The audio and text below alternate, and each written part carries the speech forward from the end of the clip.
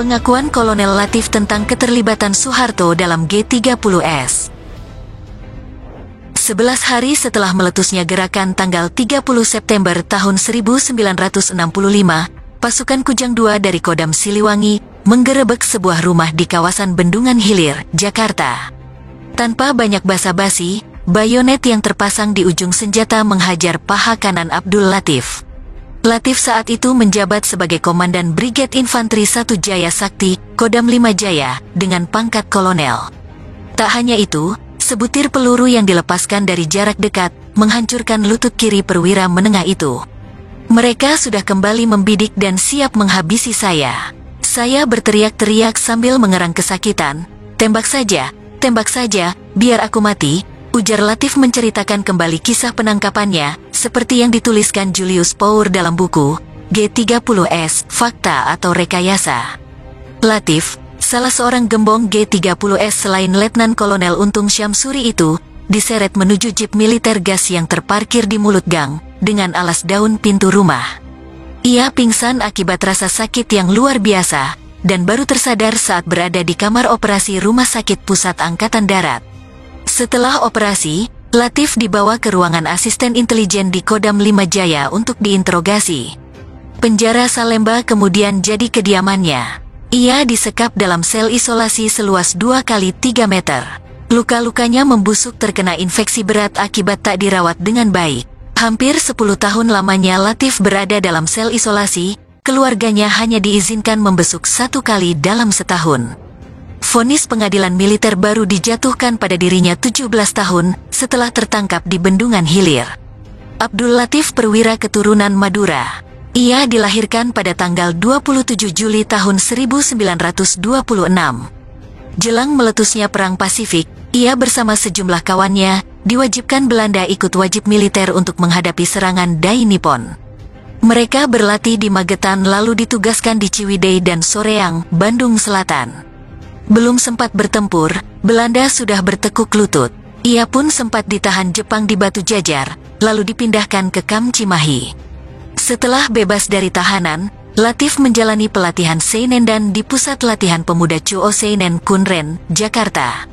Setelah revolusi meletus, ia selalu berada di garis depan sejumlah medan tempur. Mulai dari November tahun 1945 di Surabaya, kemudian bergerilya di front selatan Jawa Timur. Latif lalu dipromosikan ke Yogyakarta untuk menjabat Kepala Staf Operasi Brigade 4 yang wilayah tugasnya meliputi Wonosobo Temanggung. Bertugas di Yogyakarta membuat Latif bertemu Soeharto. Ia termasuk perwira yang memainkan peranan kunci saat serangan umum tanggal 1 Maret tahun 1949. Latif mencatat dalam pleidoinya, ia diperintahkan Soeharto menyerang daerah Malioboro saat tanggal 1 Maret tahun 1949. Latif dan Soeharto pun bersama-sama melakukan operasi militer di Makassar, saat menumpas pemberontakan Andi Aziz pada tahun 1950. Soeharto secara khusus juga pernah 2 kali meminta Latif membantunya. Pertama kali saat Soeharto menjabat sebagai Komandan Resimen 14 di Salatiga, Jawa Tengah. Latif diminta menertibkan Batalion 408, yang mayoritas anggotanya warga keturunan Madura asal Jember, Situbondo, Bondowoso, dan Banyuwangi. Saya bisa bahasa Madura, sehingga ditugaskan membantu mengendalikan mereka, ujar Latif dalam buku G30S, Fakta atau Rekayasa.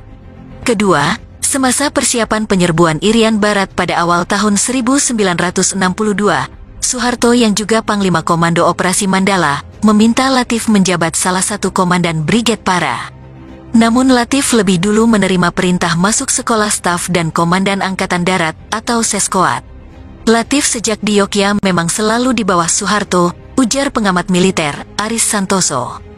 Latif sendiri mengaku anak buah langsung Soeharto sejak bertugas di Yogyakarta. Nomor registrasi pokok keduanya berurutan. NRP saya 10.685, sedangkan NRP Pak Harto 10.684, jadi saya selalu menempel di belakangnya. Tahun 1948, Pak Harto dengan pangkat Letkol, memimpin sektor Purworejo dan Gombong. Sementara saya, dengan pangkat mayor di Wonosobo dan Temanggung. Wilayah tugas kami menempel, ujar Latif. Tak hanya soal kerjaan, Latif juga mengaku hubungan antar keluarga dengan Soeharto sangat akrab. Saat anak Latif bernama Agung Prabowo disunat, Soeharto dan Tin datang ke acara syukuran. Malahan Agung sempat dipangku Ibu Tin, kata Latif. Begitu juga ketika Sigit disunat, saya dan istri sowan ke sana. Pertengahan tahun 1965, Latif dijadwalkan mutasi ke Sumatera Utara. Ia rencananya dipromosikan untuk memegang jabatan Panglima Komando Tempur 1, menggantikan Brigadir Jenderal Kemal Idris. Namun proses kepindahannya berlarut-larut. Garis tangannya kemudian berubah, setelah bersama-sama dengan Letkol Untung dan Panglima Komando Tempur 2 Brigjen Mustafa Syarif Suparjo, merancang G30S. Sebanyak 6 jenderal dan 1 perwira pertama Angkatan Darat diculik dan tewas dalam peristiwa G30S tersebut. Setelah malam penculikan itu, pagi tanggal 1 Oktober tahun 1965, Letkol Untung mengumumkan pembentukan Dewan Revolusi lewat corong Radio Republik Indonesia. Dalam pengumuman disebutkan bahwa Dewan Revolusi adalah tindak lanjut dari G30S, menyusul adanya rencana kudeta Angkatan Darat pada Presiden Soekarno, yang akan dilaksanakan pada tanggal 5 Oktober tahun 1965. Latif secara terbuka mengaku ikut gerakan tersebut untuk menyingkirkan Jenderal anti-Soekarno. Ia berkilah, keterlibatannya itu bukan untuk mencari pangkat atau kedudukan. Saya ingin ikut membersihkan Angkatan Darat dari jenderal-jenderal yang nggak benar. Saya tidak mau pasrah, hanya diam saja menunggu sampai mereka lebih dulu bergerak, ujar perwira menengah kelahiran Surabaya itu. Sudah menjadi suatu rahasia umum, khususnya di kalangan Angkatan Darat, ada sekelompok jenderal berkata ya di depan Bung Karno, tetapi bilang tidak di belakangnya. Sejumlah jenderal bilang setuju di depan Bung Karno, tetapi mereka itu lantas menjegal, mensabot, menteror seluruh kebijakan Presiden. Latif juga menuding kelompok jenderal itu kerjasama dengan Amerika Serikat, menyusun kekuatan militer untuk menentang dan ambil alih kekuasaan Bung Karno.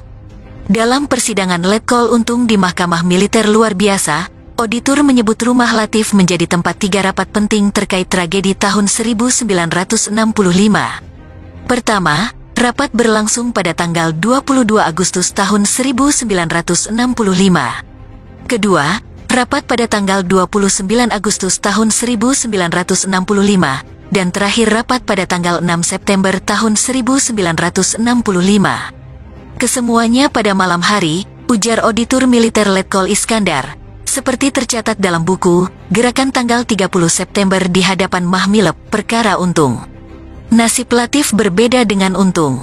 Mahmilep memvonis hukuman mati Untung pada tanggal 18 Maret tahun 1966, dan kemudian dieksekusi dalam tahun yang sama. Sementara Latif harus mendekam di sel isolasi. Baru pada tahun 1978, kasusnya diajukan ke Mahkamah Militer Tinggi, atau Mahmilti. Pada tanggal 6 Juni tahun 1978, ia mengajukan permohonan untuk mengajukan saksi meringankan dalam persidangan. Tak tanggung-tanggung, saksi itu adalah Presiden Soeharto. Namun permintaan itu ditolak hakim, dengan alasan tak relevan. Menurut Latif, Soeharto terlibat langsung peristiwa G30S, karena beliau telah mengetahui lebih dahulu akan adanya peristiwa G30S. Baik mengenai info Dewan Jenderal maupun mengenai gerakan, di mana tertuduh telah melaporkan pada beliau sebagai atasan, sekalipun bukan atasan langsung, ujar Latif dalam pidato pembelaannya di Mahmilti, yang kemudian dibukukan dengan judul Pledoi Kolonel Abdul Latif, Soeharto terlibat G30S. Kalau saya dituduh sampai mengakibatkan matinya para jenderal dari anggota Dewan Jenderal itu, justru Jenderal Soeharto lah yang harusnya bertanggung jawab, karena tidak mencegahnya, ujar Latif. Agar Jenderal Soeharto diajukan sebagai saksi di muka sidang ini, dengan maksud untuk menjernihkan suasana, dan untuk membuka tabir yang gelap selama ini. Malam tanggal 30 September tahun 1965, Latif memang menemui Soeharto yang berada di RSPAD. Anak laki-laki bungsu Soeharto, yakni Hutomo Mandala Putra, harus dirawat karena kena siraman sup panas. Latif yang menganggap Soeharto sebagai jenderal loyalis Bung Karno, menceritakan rencana penculikan itu. Pak, malam ini kami beberapa kompi pasukan akan bergerak untuk membawa para jenderal anggota Dewan Revolusi, ke hadapan Yang Mulia Presiden, ujar Latif. Soeharto sendiri menurut Latif, hanya diam dan manggut-manggut. Pertemuan itu sendiri tak dibantah Soeharto. Kira-kira pukul 10 malam, saya sempat menyaksikan Kolonel Latif berjalan di depan zal tempat Tommy dirawat, ujar Soeharto dalam autobiografi, pikiran, ucapan dan tindakan saya, yang disusun Ramadan KH. Namun menurut Soeharto, laporan tersebut tidak ada hubungannya dengan dirinya. Semua tahu, selaku Komandan Brigade Jaya Sakti, atasan langsungnya sekaligus tempatnya melapor adalah Panglima Kodam 5 Jaya. Saya sebagai Panglima Kostrad, tidak punya hubungan struktural dengan dirinya. Oleh karena kesatuannya bukan Slagorde Kostrad, lantas, untuk apa dia harus melapor pada diri saya?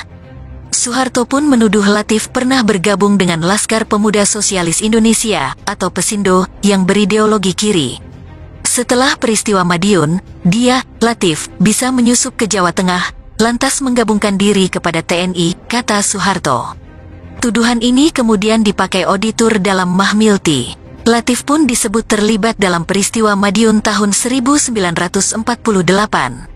Meski kemudian dibantah oleh Latif, karena jauh sebelum peristiwa Madiun meletus, ia sudah bertugas di Jawa Tengah. Aris Santoso menyebut, Soeharto memang berusaha mengingkari kedekatannya dengan Abdul Latif.